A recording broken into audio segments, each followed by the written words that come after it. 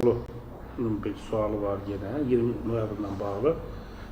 20 noyabrda baş verənlərin arxasında kimlər oldu?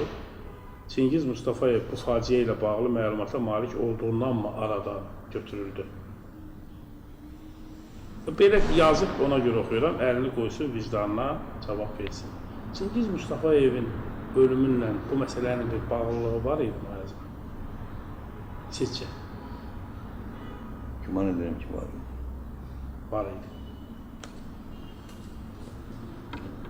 Niye belə deyirsiniz? Öldürdüler mi? Arkadan vurdular, öldürdüler. Başkaydı. Elmdar Əliyev soruşur. 20 noyabr. Bu sualı mən Çingiz Mustafayevi şəxsən özüm qadağan etmişəm.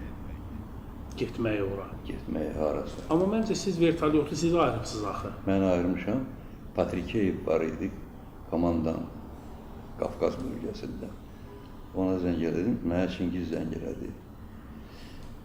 Qarabağdan ilki biz vertolyot olsa yaxşı olar, getmirlər, yığışıblar orada, biz gedə bilmirik.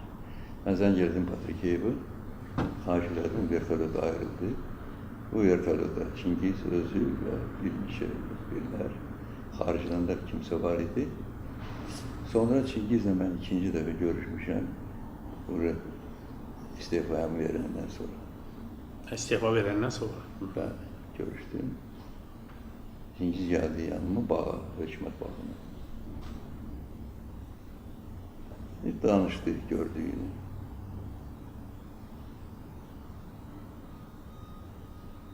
Ben dedim, sen mənə nəsə deyirsən,